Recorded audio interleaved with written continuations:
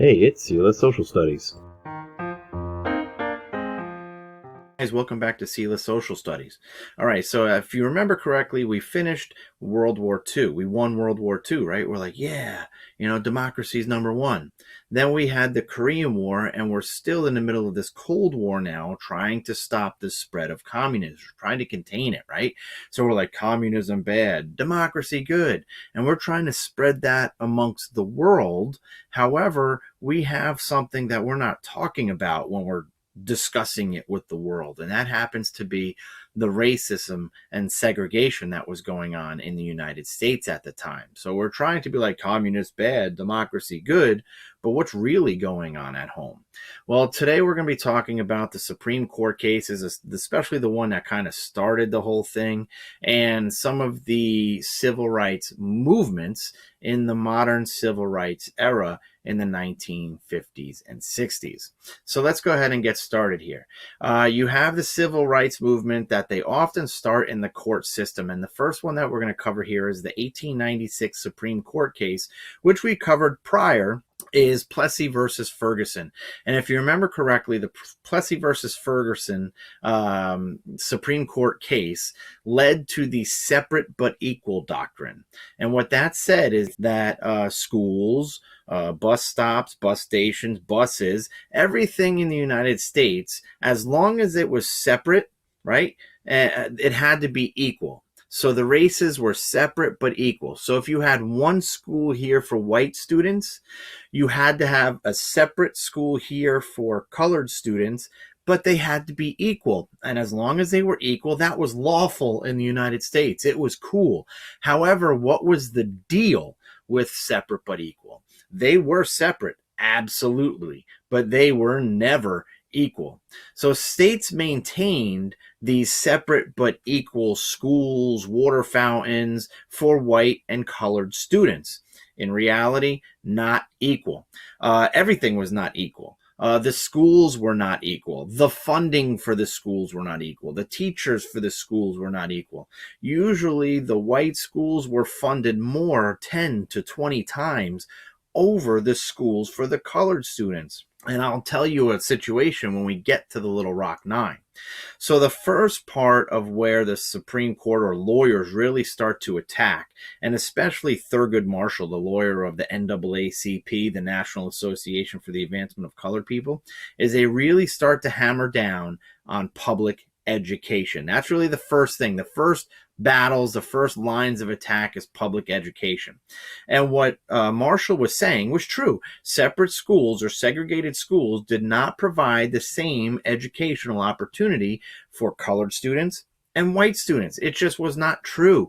White students were big brick and mortar buildings that looked nice, had tile on the floor, possibly heating, maybe even air conditioning if it was around, while black schools were kind of made of timber and wood, and the desks were crammed together, and they didn't have the newest books or anything like that.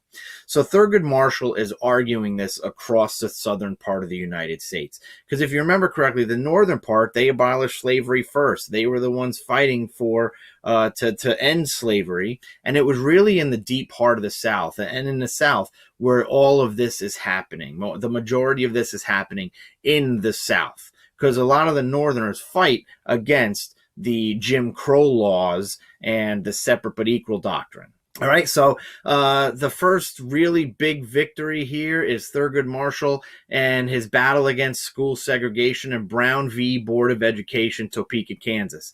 Linda Brown was a 7-year-old African-American girl from Topeka, and her father and Thurgood Marshall said, no, you should be able to attend a school closer to your home. You shouldn't have to be bused to this school way over there because it's a colored school. You have to pass by a good school that happens to be for white students before you even get to that school. That is absurd. We should fight against this. So in May in 1954, the Supreme Court issues a unanimous decision that segregation in public schools is illegal. So now you have segregation in public schools. It's illegal. It can't happen.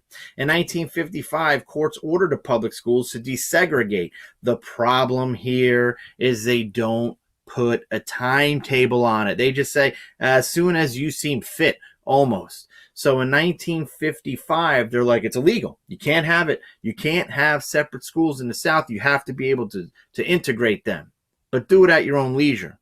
There are still segregated schools today in the United States. So you have to think about that, right? So think about the demographics of the South. You have a lot of them. A lot of the southern states have a high African-American population due to the event of slavery. You had slavery in the South, and a lot of these colored people in the South, when they were freed, they didn't go ahead and move to the North. They kind of stayed where they were. That's where they were. Their culture, their family was all in the South. So they stayed there, right? So what happens now? Now you'll start having other issues like redistricting, gerrymandering of districts, all right? So that's not good. But Brown v. Board of Ed makes school segregation illegal.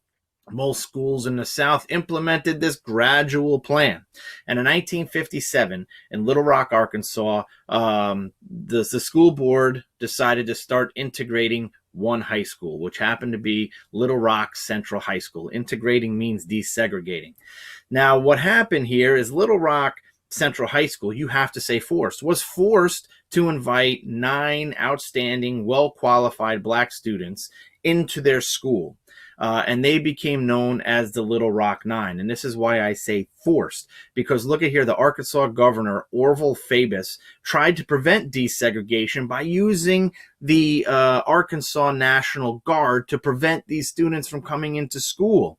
And the year after, 1958, he actually closed all high schools for the whole year to try to prevent desegregation.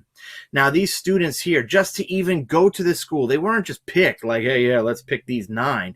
They had to go through like rigorous qualifications. They had to have all A's. Like, they couldn't be absent from school. I mean, like, they had to have perfect attendance. They had to be willing to be able to take on this feat of awesomeness, because I mean they try to do everything. They're like, yeah, we'll put your name in the newspaper and your address where you live, right? And that would allow like the Klan to go ahead and attack. So these 9 families really had to go through a lot just to try to desegregate this high school. Now these students were spit on, they were tortured, they were threatened, they were pushed, they were beat up, they were violently attacked with like locks and a pillowcase, smashed with glass bottles. I mean, this is the type of thing that was happening in this high school that these students went through. Eisenhower, going against FAUBA, sent the federal troops, I think it was the 101st Airborne Division down there, to escort these students to class. One of them got expelled, and that was the one thing, right? Now listen to this. They said that if the part of the agreement for these students to go to school was if you did anything to any of the attackers, you would be immediately expelled. If you fought back, if you took a swing at them or anything like that, if you fought back at all, you were gone. So they had to sit there and literally take this abuse every day because of what they believed in. Now, Little Rock Central, I told you about the funding 10 to 20 times more. I've been to the Little Rock Central High School. I took a tour with the National Park Service, and just off the top of my head, I'm going to try to remember what they said. I think they said Little Rock Central High School was built for white students, and I think they said it cost $2 million at the time. And the Little Rock gave the builders $2 million, and they said, with this $2 million, we want you to build a white high school and a colored high school. And if I remember correctly, they said that the high school wasn't even finished built yet for the white students, and they're like, out of money, we need more. So Little Rock Central High School had this huge, beautiful high school, and it's gigantic, and it is beautiful. And the colored families had to actually raise their own money to build their own school in Little Rock. So that's the type of unfairness we're talking about here.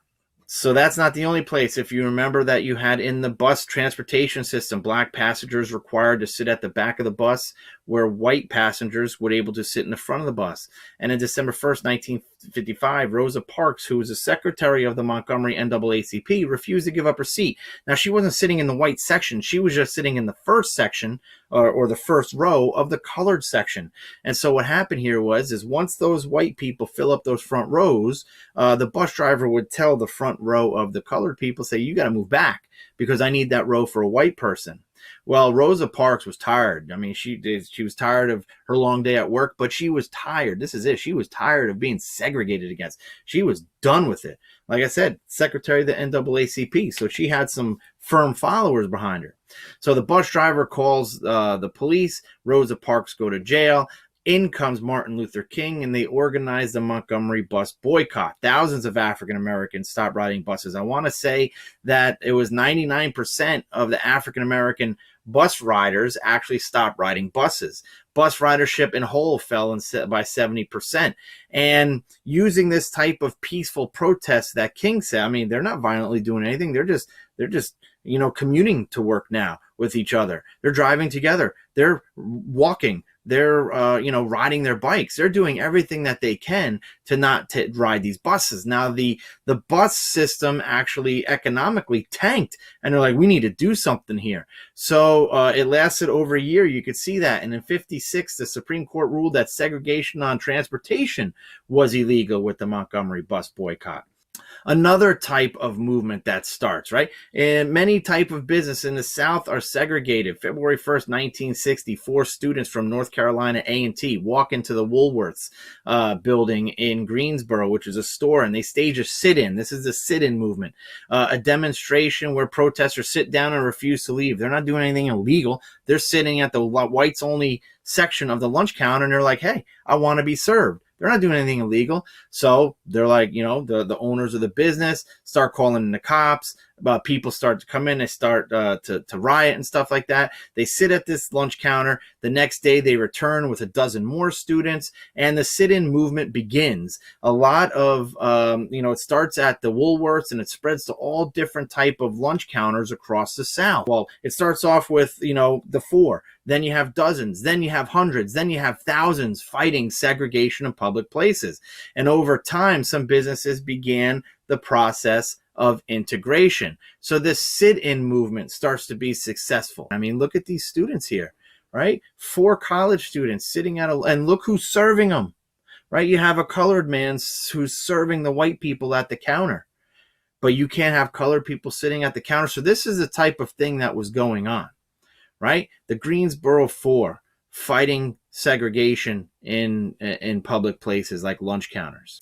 A new group gets formed here. You can see right here a white hand and a black hand. The Student Nonviolent Coordinating Committee, Snick, in 1960. They are training protesters in the art of peaceful protest. That's what King's all about. Civil disobedience, right?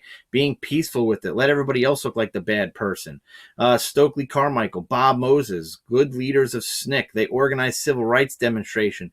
They literally had to sit there and train you not to react when somebody was dumping ketchup on your head at a sit-in movement. They had to train you not to react when somebody was blowing smoke in your face sitting at the luncheon counter.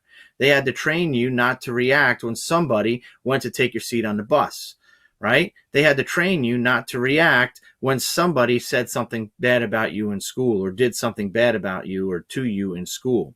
So these are the type of things. There's lots of movements, and we're going to cover more.